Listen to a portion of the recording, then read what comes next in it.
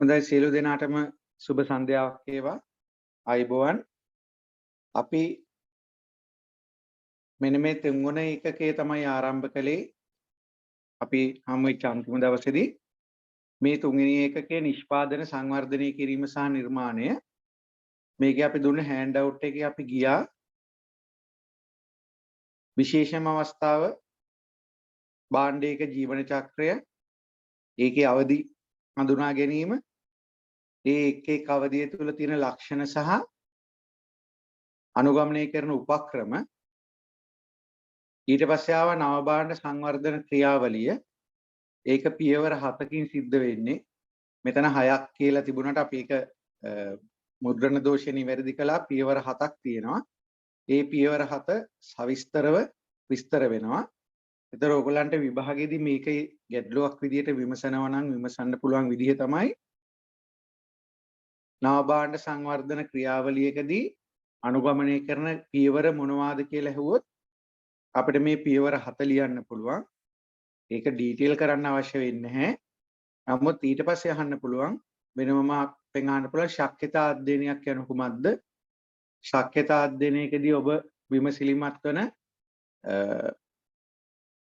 පැතිකඩ නැත්නම් විමසිලිමත් වන කරුණු මොනවාද? අපි කියන්නේ ඒරියාස් කියන එකනේ. මොන වගේ පැත්තකින්ද ශක්්‍යතා අධ්‍යයනයක් සිද්ධ කරන්නේ කියන එක. හරි? ඒ වගේ විස්තරයක් තමයි ඔයගොල්ලෝ අහන්න පුළුවන්. මේක පිළිබඳව මතකයක් තිබෙන්න ඕනේ.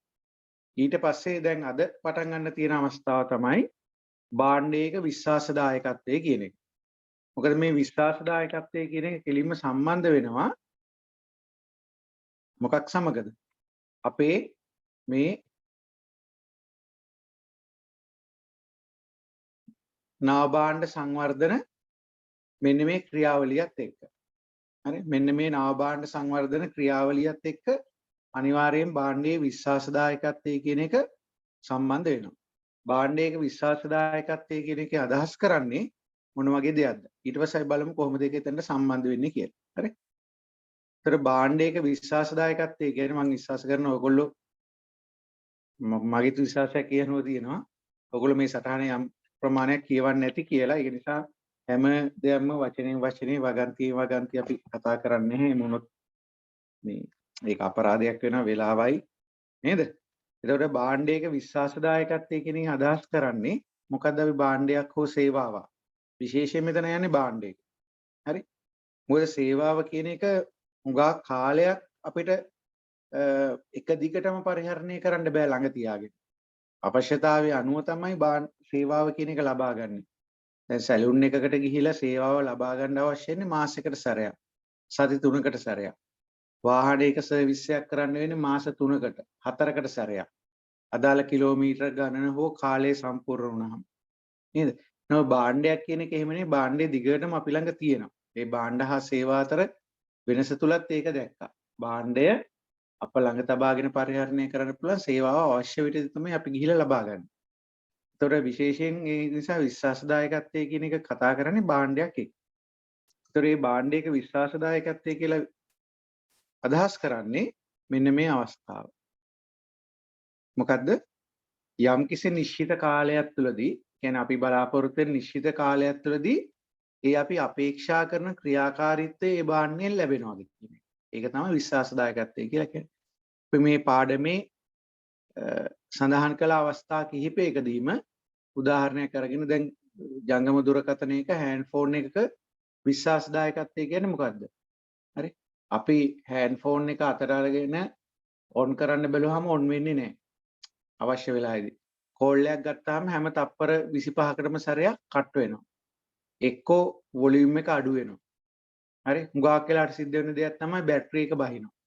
ඒ කියන්නේ අපි බලාපොරොත්තු වෙන විදිහට මෙයා ක්‍රියා කරන්නේ නැහැ කියන එක. අන්න එතනදී අපි කියනවා මේක විශ්වාසදායකත්වයෙන් තොර වෙනවා කියලා. ඒ නිසා විශ්වාසදායකත්වය කියලා කියන්නේ නිශ්චිත මෙහෙයුම් කාලයක් තුළදී.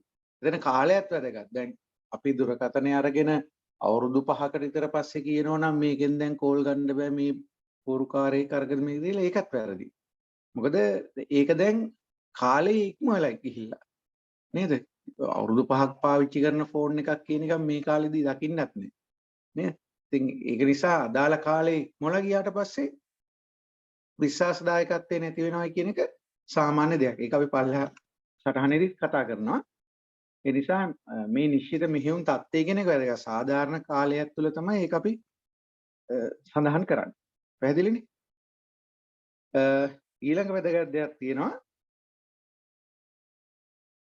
මේ විශ්වාසදායකත්වය කියන එක අපි අවදි 3කින් අවදි 3ක් යටතේ කතා කරන්න පුළුවන්. මේ විශ්වාසදායකත්වය කියන එක අවදීන් 3ක් යටතේ සාකච්ඡා කරනවා. හරි? අවදීන් 3ක් යටතේ සාකච්ඡා කරනවා. ඒකට තමයි භාණ්ඩයක පැවතිය හැකි අසමත් වීමේ අවදි කියලා කියන්නේ. ඒ කියන්නේ විශ්වාසදායකත්වය නැති වෙනවා කියන්නේ අසමත් වෙනවා කියන්නේ. ෆේල් කියන්නේ. එහෙනම් භාණ්ඩයක් ෆේල් වෙන්න පුළුවන් අවස්ථා 3ක් හඳුනාගෙන තියෙනවා. මොකක්ද ඒ අවස්ථා 3 වෙන්නේ? හරි? ඒතර මේ සටහනේ ඒ අවස්ථා 3 විස්තර වෙනවා. මොකක්ද ඒ අවස්ථා 3?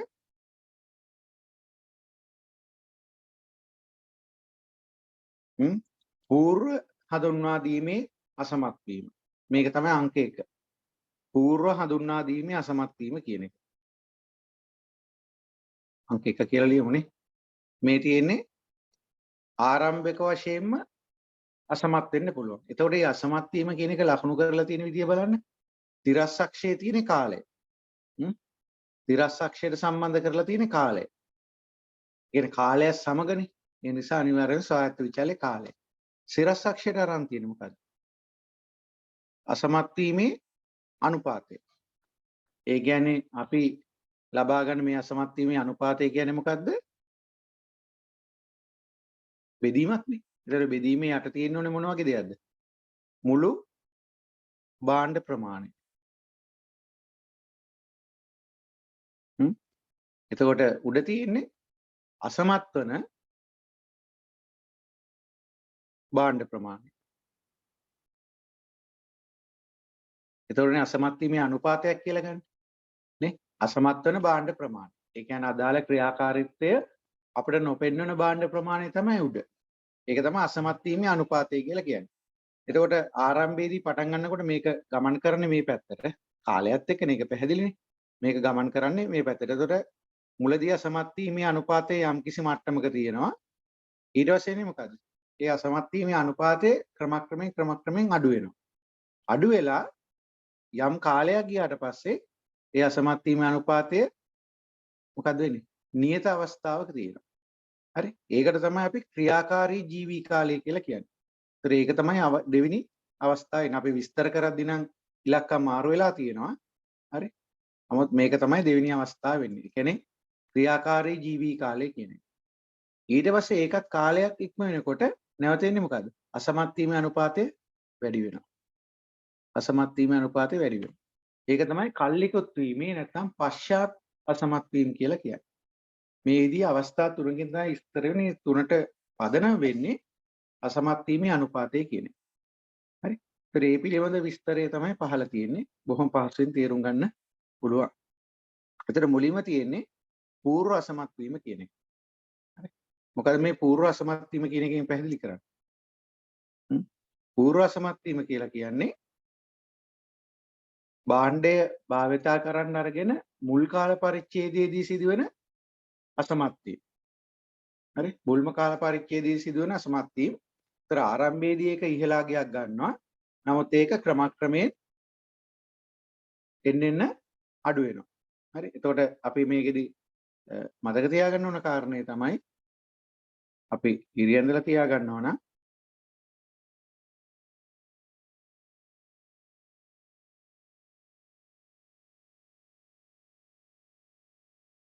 මේක තමයි අපි මතක තියාගන්න ඕනේ දේ. හඳුන්වා දීමේ අසමත් වීමෙන් අදහස් කරන්නේ පරිහරණයට අරගෙන සැලකිය යුතු කාලයකදී ඒක ක්‍රියාකාරීත්වයෙන් ඉවත් වීම. ඒතර ඒක සාමාන්‍යයෙන් වෙන්න පුළුවන් දේ තමයි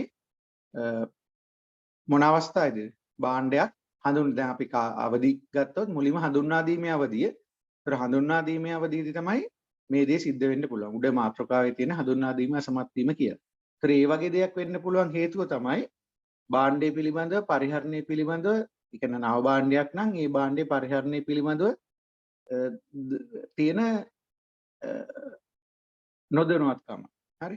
එහෙම නැත්නම් මෙතන සඳහන් කරලා තියෙන එකලස් කිරීමේ දෝෂ නිසා වෙන්න පුළුවන්. හරි. ඊට සමහරලාට භාණ්ඩය ප්‍රවාහනය කරලා දිනකොට වෙන දෝෂ වෙන්න පුළුවන්. ඊට පස්සේ දුර්වල භාවිතය වැනි දේවල් වෙන්න පුළුවන්. දැන් භාණ්ඩයක් අලුත් භාණ්ඩයක් ගත්තාම සමහරලාට ඒක ඇසෙම්බල් කරලා තියෙන විදිහේ යම් යම් වැරදි වෙන්න පුළුවන්. ප්‍රොඩක්ෂන් ෆේලියර්ස් තියෙනවනේ නේද? ඒක කුඩා ඉඳලා විශාල භාණ්ඩයක් වෙනකන් ඒක වෙන්න පුළුවන්. අපි ගත්ත මෝටර රථයක් සමහර මෝටර රථ තියෙන නව මෝටර රථ නමුත් ඒවා ෆේල් නේද? ලංකාව තුල වුණත් අපි පන්තියක දුණත් ඒ බ්‍රෑන්ඩ් නේම් කියන එක හරි නැහැ. එතකොට මේ යම් වාහන මුලදී හොඳට ජනප්‍රිය නමුත් ටික දවසක් ගියාම පේනවා ඒව වාහන නැහැ. පාරේ දුවන්නෙත් නැහැ. ඒ කියන්නේ මුලදී අවස්ථාවක ජනප්‍රියත්වයක් ඇති කරගත්තට ඒවා ඉන්හිහට දුවන්නේ නැහැ. දුවන්නේ නැති වුණාම හොයලා බැලුවාම ඒකේ යම් යම් ෆේලියර්ස් තියෙනවා. හරි. ඒ ෆේලියර්ස් නිසා ඊළඟ කස්ටමර් ඒ වගේ දේවල් මිලදී ගන්නේ නැහැ. හරි. එහෙම දේවල් එන්න පුළුවන්. ඒතකොට එකලස් කිරීමේ දෝෂ පොඩි භාණ්ඩයක් නම් ප්‍රවාහනය කරපුවාම යම් කිසි දෝෂ ඇති වෙන්න පුළුවන්. නේද? ප්‍රවාහනය නිසා පැක් කරලා ගෙදරට ගේනවා. ගෙදරට ගෙනලා පැකින් කරලා බැලුවාම ඒකේ යම් යම් තැන්වල වැරදි වෙලා තියෙනවා. ඒක නිසා මේක හරියාකාරව ක්‍රියා කරන්න ඉලෙක්ට්‍රොනික භාණ්ඩයක් විතර. සෙල්ලම් බඩුවක් විතර. හරි. ඒ සෙල්ලම් බඩුව ප්‍රවාහනය කරද්දී යම් දෝෂයක් ඇති වුණොත් ඒ වෙන්න පුළුවන්. ඊට පස්සේ භාවිතයේ නොදැනුවත්කම නිසා ඇති වෙන්න පුළුවන් වැරදි තියෙනවා. හරි. එතකොට ඒ වැරදි අඩු කරගන්න නම් අනුගමනය කරන්න ඕන උපක්‍රමයක් තියෙනවා. හරි. එතකොට මේ එක උපක්‍රමයක් තමයි වගකීම් සහතික නිකුත් කිරීම වගේ දේවල් එන්න පුළුවන්. හරි. නැත්නම් ඒතරදී පරිහරණය කිරීමේ ක්‍රියාමාර්ග අපි කියන්නේ භාවිතා කරන්න ඕන දේ පිළිබඳ උපදෙස් ලබා දෙනවා. හරි. එහෙම කරලි ඉවරලා මේ එකලස් මේ කිරීමේ දෝෂ ආදී වශයෙන් වන මේ පූර්ව හඳුන්වා දීමේ දෝෂ කියන එක නැත්නම් අසමත් වීම කියන එක අඩු තත්යකට ගෙනල්ලා තියාගන්න පුළුවන්. හරි. ඒතර තවත් එකක් තමයි අර අපි කලින් අවස්ථාවල කිව්වාගේ මෙන්න මේ වගේ දෙයක්. යම් කාල පරිච්ඡේදයක් ක්‍රියාත්මක කර ඒක සාර්ථක නම් පමණ වෙළඳපොළට නිකුත් කිරීම වෙන ක්‍රියාමාර්ගයක් ගන්න පුළුවන්. හරි. කොහොම හරි පූර්ව අසමත් වීම කියන එක සාමාන්‍යයෙන් ඇති වෙන්න පුළුවන් දෝෂ තත්ත්වයක්. ඊට පස්සේ දෙවෙනි අවස්ථාව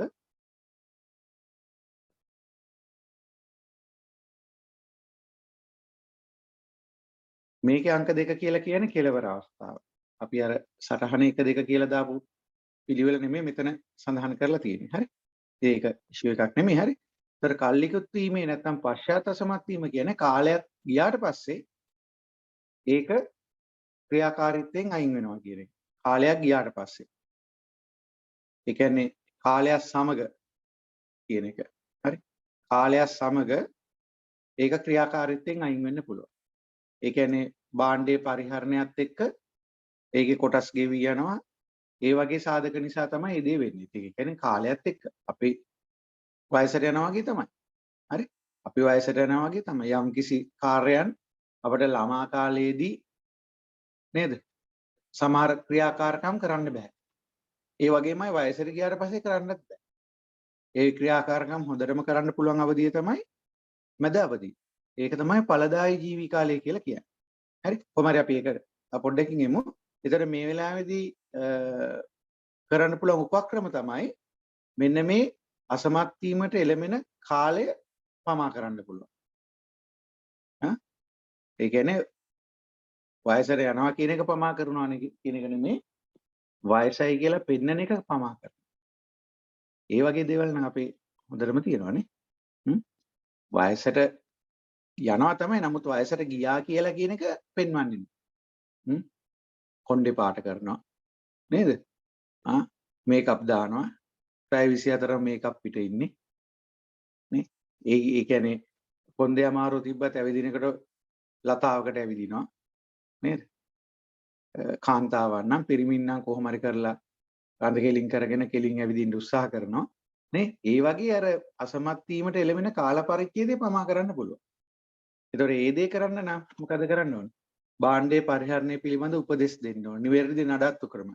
හොඳට සර්විස් කළොත් තමයි නේ දැනුවත් කිරීම අලෙවියෙන් පසු සේවා නේද? භාණ්ඩයක් හොඳට සර්විස් කළොත් අපිට මෝටර රථයක් හිතන්නකෝ. හරි? නිසි නඩත්තුවක් කරගෙන යනවා නම් ඒකේ දෝෂ ඇති වෙනවා අසමත් වෙනවා නැත්නම් අපි කියන රිපෙයාර්ස් වෙන ප්‍රමාණය අඩු වෙනවා. බොහොම පැහැදිලිව තේරුම් ගන්න පුළුවන් දෙයක්. එතකොට ඒකේ අතරමැද අවස්ථාව තමයි ඵලදායි ජීවි කාලය කියලා කියන්නේ. හරි? useful performance life. හරි? මේක තමයි අපි හොඳින් තියාගන්න උත්සාහ කරන්න ඕන කාලය වෙන්නේ. හරි? මේ ગેප් එක වැඩි කරන්න පුළුවන් නම් අනිවාර්යයෙන්ම මොකද වෙන්නේ? හරි? මේ ગેප් එක වැඩි කරගන්න පුළුවන් නම් මොකද කිසියම් භාණ්ඩයකට ක්‍රියා කරන්න පුළුවන් යම්කිසි කාල පරිච්ඡේදයක් තියෙනවනේ. නේ? අවුරුදු 5ක් නම්. ඒතර ඒ අවුරුදු 5 මේ මැද කාලය වැඩි කරනවා කියන්නේ එතකොට ආරම්භයේ සහ අවසානයේට හිමියෙන්නේ පොඩි කාලයක් ඉන්නේ. නේ? කියන්නේ ඵලදායි ජීවි කාලය තමයි අපිට වැඩි කරගන්න උත්සාහ කරන්න ඕනේ. හරි? එතකොට ඒ වෙලාවේදී සිද්ධ වෙන දෙයක් තමයි අපේ කලින් chart එකේ තිබුණා අසමත් වීමේ අනුපාතයේ යම්කිසි නියත ප්‍රමාණයක තමයි තියෙන්නේ. හරි? ඒ ප්‍රමාණය කොහොමද තියෙනවා. හැම එකක්ම 100% සාර්ථක නැහැ. දෝෂ ඇති වෙන්න පුළුවන්. හරි? ඒතර ඕක තමයි භාණ්ඩයක විශ්වාසදායකත්වයේ පැත්තෙන් අපිට කියන්න පුළුවන්. ඒතර විභාගී දේවපලෙන් ප්‍රශ්න අහන්න පුළුවන්. භාණ්ඩයක විශ්වාසදායකත්වය කියන්නේ මොකද්ද? ඒතර අපි අර කලින් පිටුවේදී අන්ඩර්ලයින් කරලා තිබ්බා වගේ මොන වගේ දෙයක්ද අපිට කියන්න පුළුවන්. යම්කිසි මෙහෙයුම් කාල පරිච්ඡේදයක් තුළ අපේක්ෂිත ප්‍රමාණයෙන් ක්‍රියාකාරීත්වය දකින්න පුළුවන් වෙන එක තමයි විශ්වාසදායකත්වය කියන්නේ. අසමත් වීම කියලා හෙවොත් ඒක අනිත් පැත්තට කියනවා. නිශ්චිත මෙහෙයුම් කාල පරිච්ඡේදය තුළදී ඒ ක්‍රියාකාරීත්වය දක්නට නොලැබීම තමයි අසමත් වීම කියලා කියන්නේ. එතකොට එතනදී දීලා තියෙන ලකුණු ප්‍රමාණය අනුව අපිට තීරණය කළ ලකුණු 4ක් දීලා තියෙනවා නම් අපිට මේ අවස්ථා තුනක් තියෙනවා විස්තර කරන්න පුළුවන්. එක ලකුණයි නම් දීලා තියෙන ওই ටික ලිව්වත් ඇති. නේ? ඊට පස්සේ ලකුණු ප්‍රමාණය අනුව බලනවා මේ අවස්ථා තුන විස්තර කරන්න. හරි? එතකොට මේ විශ්වාසදායකත්වය හෝ අසමත් වීම දෙපැත්තක් නෙමෙයි තරහදී. නේ? 90ක් විශ්වාස නම් නේ 90ක් විශ්වාස නම් 10%ක් අසමත් කියන්නේ නේ 90ක් විශ්වාස නම් 10%ක් අසමත් වීම වෙන විශ්වාසදායකත්වයේ ඒ වෙනත ඒක අනිත් පැත්ත කියන අසමත් වීම කියන එකට මෙන්න මේ සම්භාවිතාවය මේ ප්‍රතිශතයෙන් අපි දෙන්නේ සම්භාවිතාවය කියන එක සම්බන්ධ වෙනවා. ඒ නිසා අර අපි ස්ටැට් වලදී ඉගෙන ගත්ත පුංචි ගණන් දෙකක් ඊළඟට සටහන් කරලා තියෙනවා. හරි? උදාහරණයක් තියෙනවා ආයතනයක් A හා B නම් වූ එන්ජින් දෙකකින් සමන්විත ගුවන් යානයක් නිපදවන. A එන්ජිම ක්‍රියාත්මක වීමේ සම්භාවිතාවය 95යි. B එන්ජිම ක්‍රියාත්මක වීමේ සම්භාවිතාවය 98යි. ඒ ක්‍රියාත්මක වීම. ඒතර අසමත් වීම පිළිවෙලින් 5%කුත් 2%කුත් වෙනවා. ගුවන් යානය වරක් ගුවන්ගත කිරීම සඳහා මෙම එන්ජින් දෙකම ක්‍රියාත්මක කරන්න ඕනේ. එන්ජින් දෙකම ක්‍රියාත්මක නම් තමයි ගුවන් යානය ගුවන්ගත වෙන්නේ. එන එන්ජින් දෙකම ක්‍රියාත්මක වීමේ සම්භාවිතාවය අනුව තමයි ගුවන්ගත වීමේ සම්භාවිතාවය රඳා පවතින්නේ. එහෙනම් ගුවන්ගත වීමේ සම්භාවිතාවය කියලා කියන්නේ 95 වැඩි කිරීම 98. මේක අපි ඉගෙන ගත්ත රුක් සටහන් වලිනුත් කියවෙනවා.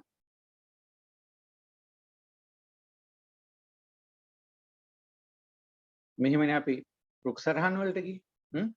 ඒතකොට A කියන එක ක්‍රියා කරන්න පුළුවන් හෝ ක්‍රියා නොකරන්න පුළුවන්.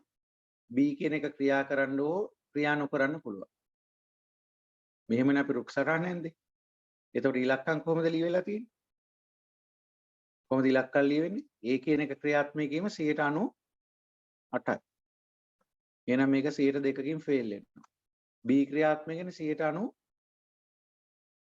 මේක 95යි මෙයා. එතකොට මේක 105යි. එතකොට මේ පැත්ත 98යි. එතකොට අසමත් වීම 102යි. හරි? එතකොට අපෙන් කියන්නේ එන්ජින් දෙකම ක්‍රියාත්මක වෙන එන්ජින් දෙකම ක්‍රියාත්මක වෙනවා කියන්නේ මෙන්න මේ අවස්ථාවෙන් තමයි එළියට එන්න තියෙන්නේ. එතන මේ අවස්ථාවෙන් එළියට එනවා කියන්නේ 95 වැඩි කිරීම 98 නේ එකම අත්දිග ඉස්සරහට යනකොට සම්භාවිතා ගුණ වෙනවා. එතකොට ඒකේ උත්තරේ වෙන්නේ 93.1. එතන 93.1ක විශ්වාසයක් තියෙනවා ගුවන් යානය ගුවන්ගත වෙන්නේ. හරි? ප්‍රායෝගිකව ගත්තා මේ සම්භාවිතාව මීට වඩා ඉතා ඉහළයි. හරිද? නමුත් අර අපිට ගානක කියන්න ඕන නිසා තමයි 95 98 වගේ අරන් තියෙන්නේ. නමුත් මේවා 99යි දශම ගණන් වල කෙලවරේ තියෙන්න ඕනේ ඒවා. ඒතකොට අපිට පේනවා එහෙනම් මේ 93.1 තමයි සම්පූර්ණ උපාංගය. ඒතර සම්පූර්ණ උපාංගයේ ක්‍රියාත්මක වීමේ සම්භාවිතාවයට ඒකේ තියෙන කොටස්වල ක්‍රියාත්මක වීමේ සම්භාවිතාව කියන එක වැදගත් වෙනවා. හරි? ඊට පස්සේ උදාහරණ දෙකක් තියෙනවා. උදාහරණ දෙකේ නම් අපි විසඳුම අරගෙන නැහැ. නමුත් විසඳුම අපිට මෙතනදීම නෝට් කරගන්න පුළුවන්. එක්තරා සමාගමක් නිපදවන භාණ්ඩයක් සඳහා ප්‍රධාන උපාංග දෙකක් ලෙස x සහ y යොදා ගන්නවා. එහෙම තියනවද බලන්න? තියනවා යටින්නේ x සහ y කියලා. මෙම x සහ y මිල ගණන් කිහිපයකට මිලදී ගත හැකි අතර ඒවායේ විශ්වාසදායී මට්ටමද ඊට අනුරූපව වෙනස් වේ. එතන විශ්වාසවන්ත මට්ටම 90 95 98 කියලා තියෙනවා. එතන විශ්වාසවන්ත මට්ටම කියන එක තමයි මෙතන විස්තර වෙන්නේ. ඒකේ පිරිවැය රුපියල් x වලින් තමයි x ඒ කියන්නේ රුපියල් වලින් x සහ y වලට වෙන වෙනම දීලා තියෙනවා පේලි දෙකක. පහත් තොරතුරු භාවිතයෙන් 90ක විශ්වාස මට්ටමකින් අදාළ නිෂ්පාදනය නිපදීමට අවශ්‍ය උපාංග සංයෝගය කුමක්දයි පෙන්වා දෙන්න. ඒතර කොහොමද මේ වගේ දෙයකට අපි උත්තරයක් ගන්න? අපෙන් අහන්නේ උපාංග සංයෝගය. ඒ කියන්නේ xy තමයි පාවිච්චි කරන්න ඕනේ. x වලින් රුපියල් 50 කෑල්ලත් එක්ක y වල රුපියල් කීයක කෑල්ලද පාවිච්චි කරන්නේ? එහෙම නැත්නම් 90ත් එක්ක ඊළඟට y ගේ කුමන කොටසද පාවිච්චි කරන්නේ? අන්න ඒ වගේ දෙයක්. නේ? මොන කම්බිනේෂන් එකෙන්ද යන්න ඕනේ කියන එක. හරි රුපියල් 50 නම් 50ත් එක්ක මෙතන 50 දැම්මොත් 50ත් එක්ක 60ද නැත්නම් 50ත් එක්ක 90ද 50ත් එක්ක 115ද? නැත්නම් 90 ගත්තොත් 90ත් එක්ක 60ද නැත්නම් මේ 90ද නැත්නම් 115ද? නැත්නම් අනිත් සංයෝගයක් පැහැදිලි 110 ගත්තොත් 110ත් එක්ක 60ද 90ද 115ද කියන්නේ. හරි? ඒතර ඒ තියෙන රුපියල් ඉලක්කම්. නමුත් ඒ සඳහා බලපාන්නේ මෙන්න මේ සම්භාවිත ආගය. බලපාන්නේ සම්භාවිත ආගය. අන්න ඒක තමයි මෙතනදී අපි හොයලා බලන්න ඕනේ. එහෙනම් මොන වගේ දේවල්ද අපිට මේකට කරන්න පුළුවන්? අපිට පුළුවන් වෙන්න පුළුවන් කම්බිනේෂන්ස් ටික ගන්න පුළුවන් නේ. මම මෙතනම සටහනක් දාගන්නද? පුළුවන් ලේසියි කියලා හිතනවනේ. ප්‍රශ්නයක් නැහැ. ඒතර මෙතන විවිධ සංයෝග එන්න පුළුවන්. ඒ සංයෝග අවස්ථා ටික අපිට අඳුර ගන්න පුළුවන්.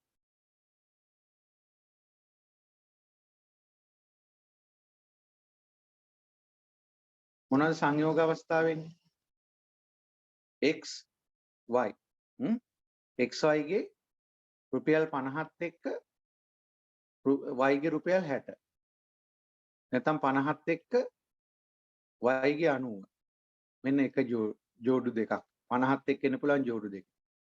ඊට පස්සේ 90ත් එක්ක රුපියල් 60.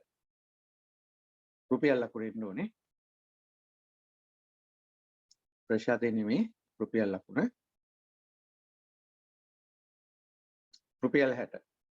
ඊට පස්සේ 90ත් එක්ක රුපියල් 90ම. ඊට පස්සේ රුපියල් 110ත් එක්ක මේකේ තව එක අවස්ථාවක් එන්න ඕනේ. 50ට කම්බිනේෂන්ස් තුනක් එනවනේ. හරි. 50යි 60යි 50යි 90යි 50යි 115. මේ y ගෙන් x ගේ 50ත් එක්ක y ගෙන්න පුළුවන් දේවල්. ඊට පස්සේ රුපියල් 90ත් එක්ක රුපියල් 60. ඊට පස්සේ රුපියල් 90ත් එක්ක රුපියල් 90ම. ඊට පස්සේ රුපියල් 90ත් එක්ක රුපියල් 115. ඊළඟට එන්න පුළුවන් රුපියල් 110ත් එක්ක රුපියල් 60. රුපියල් 110ත් එක්ක රුපියල් 90. රුපියල් 110ත් එක්ක රුපියල් 115. මේ රුපී මාර්ක් එක දාලා තියෙන දිගට.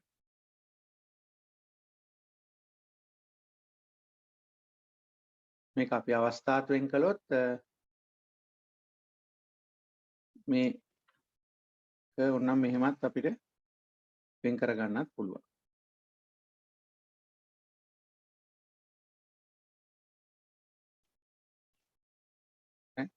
ඊට පස්සේ ගන්න පුළුවන් අපිට සම්භාවිතාව. සම්භාවිතාව. ඒතර සම්භාවිතාවය කොහොමද ලියවෙන්නේ? 50යි 60යි කියලා කියන්නේ 50ට 90යි. 0.9 කියලා ලියුනේ. ඒතර ඒක පැහැදිලි. 0.9යි නේ. ඒ කියන්නේ මෙතන 50යි මෙතන 60යි. ඒක 0.9 වැඩි කිරීම 0.9. ඒ ටික ලියලා පස්සේ වැඩි කරමු. එතකොට 50යි 90යි කියලා කියන්නේ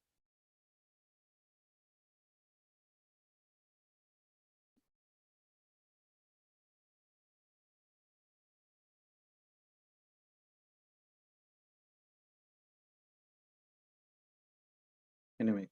වෙනේ වැඩි ලිටුණා. 50යි 90යි කියලා කියන්නේ මේ දෙකනේ. එතකොට 0.9යි 0.9යි 5. පැහැදිලි? 0.9යි 0.9යි 5. ඊට පස්සේනේ 0.9යි 0.9යි 8යි.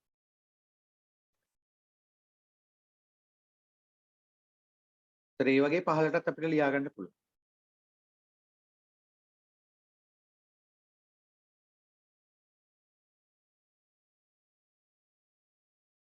ඊට පස්සේ රුපියල් 90යි රුපියල් 60ට. x ගේ රුපියල් 90 කියලා කියන්නේ 95යි. 0.9යි 5. y ගේ රුපියල් 60 කියලා කියන්නේ 0.9. එතකොට මේක 0.95යි. ඊළඟ අවස්ථාවත් 9.5. මේකත් 9.5. රුපියල් 115 කියලා කියන්නේ y ගේ 98. ඊට පස්සේ තුන් දෙනාම එන්නේ 98 තුනක් ගුණිත වෙන්නේ. 98 ගුණිත 3 එන්නේ y ගේ රුපියල් 60 90 115ට. ඒ කියන්නේ 0.9 0.95 0.98. එතකොට මේකේ බලන්න ඕනේ උත්තර මොනවද කියලා.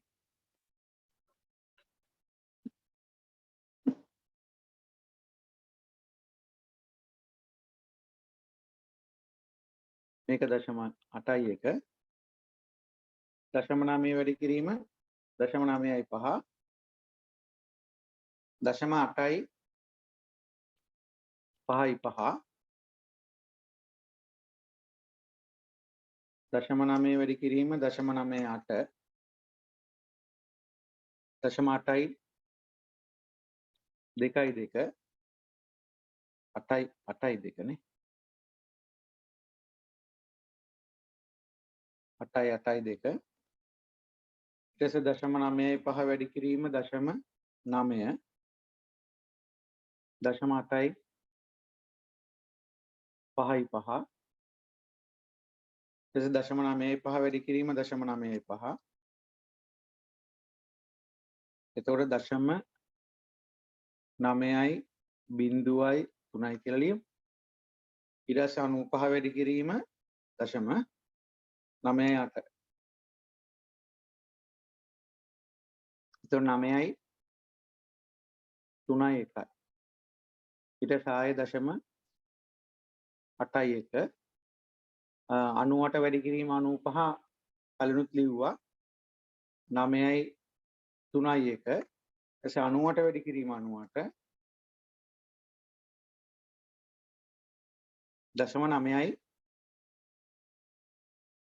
6යි 0.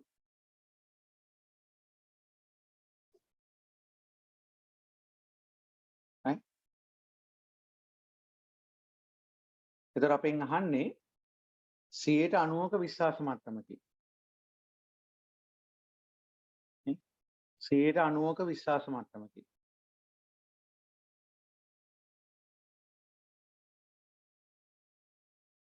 90ක විශ්වාස මට්ටමකින් මොනකද්ද මිශ්‍රණය කියලා අහන්නේ. ඒතර 90ක් කියන එක කොතනින්ද අපිට හම්බ වෙන්නේ? 90ක් කියන එක හම්බ වෙන්නේ හරියටම 90 අවස්ථාවක් නෑ. නේ? 90 අවස්ථාවක් නෑ. හැබැයි 90 ඉක්මවල ගිය අවස්ථා තියෙනවා. ඒතර 90ක විශ්වාසය ගන්න බැරි නම් 90 ඉක්මවල ගිය අවස්ථාව එයා පිළිගන්නවා නේ. හරි? අපි කියන 90 නෑ 90ට වඩා වැඩි අවස්ථා තියෙනවා කියම කැමැත්තෙන්ම ගන්නවා. එතකොට එවැනි අවස්ථා මොන අවස්ථාවද වෙන්නේ? මේක එක අවස්ථාවක්. මේක තව අවස්ථාවක්. නේ? මේක තව අවස්ථාවක්. මේක තව අවස්ථාවක්. ඒවා 90 ඉක්මවල ගිය අවස්ථා. නේ? 90 ඉක්මවල ගිය අවස්ථා. එහෙනම් 90 ඉක්මවල ගිය අවස්ථාවල මොනවද වෙන්න පුළුවන්? X වලින් රුපියල් 91යි Y වලින් රුපියල් 91යි යන්න පුළුවන්. පළවෙනි අවස්ථාවට කියනවා. දෙවෙනි අවස්ථාව මෙයාගේ 90යි මෙයාගේ 115යි. මෙයාගේ 110යි මෙයාගේ රුපියල් 90යි. මෙයාගේ 110යි මෙයාගේ 115යි. ඒ 90 ඉක්මවල ගිය අවස්ථාව. නමුත් දැන් අපි මේක ව්‍යාපාරික විදිහට හිතුවාම පාරිභෝගික ඉල්ලන්නේ 90 නම් අය බලන 90ම මොකද විශ්වාසය වැඩි වෙනවා කියන්නේ අනිවාර්යෙන් කොස්ට් එක වැඩි වෙනවා කියන්නේ. නේ? ඒතර ඔයගලන්ට වෙනවා මම මේ ලකුණු කරලා තියෙන පළවෙනි අවස්ථාවට වඩා පිරිවැය වැඩි ඊළඟ හැම අවස්ථාවකම. නේ? මේ අවස්ථා තුනේදීම පිරිවැය වැඩි. එතකොට බලනවා දැන් ඉල්ලන්නේ 90 නම් ඇයි මොකටද 90ට වඩා වැඩි තැනක් දෙන්නේ? නේ? 90ට වඩා වැඩි තැනක් දෙන්නේ. එහෙනම් දෙන්න පුළුවන් විදිහ තමයි මොන අවස්ථාවද? මෙන්න මේ පළවෙනි අවස්ථාව. නේ? මෙන්න මේ පළවෙනි අවස්ථාව. එහෙනම් අපේ තීරණය වෙන්නේ මෙන්න මේ අවස්ථාවෙන් විතරයි. මෙන්න මේ අවස්ථාවෙන් විතරයි අපේ තීරණය වෙන්නේ. පැහැදිලිනේ? ඒ කියන්නේ 90 ෆුල්ෆිල් වෙන අවස්ථාව විතරක් දුන්නම ඇති. ඊට වඩා වැඩි එකකට පාරිභෝගික කැමැත්ත උනාට වියදම් වැඩි වෙනවා. එහෙනම් මෙන්න මේක විතරයි තීරීම් අවස්ථාව වෙන්නේ. හරි? 90.3ක් තියෙනවා. නම 90 කියන එකෙන් යනවා. එහෙනම් අවශ්‍ය සංයෝගය තමයි නේ 90 විශ්වාසය සපුරාලන සංයෝගය මොකක්ද වෙන්නේ? X වලින් රුපියල් 91 කෑල්ල ගන්නවා Y වලින් රුපියල් 91 කෑල්ල ගන්න. 90 නෙමෙයි රුපියල් 90 කෑලි තමයි ගන්න. හරි? ඒතර ඒක තමයි විශ්වාසදායකත්වයේ කියන අවස්ථාව වෙන්නේ. පැහැදිලිද? ඒතර මේ හෑන්ඩ් අවුට් එකෙන් ඔයගලන්ට පැහැදිලි කළේ භාණ්ඩ නිර්මාණ හා සංවර්ධන අවස්ථාව කුමක්ද කියන එක.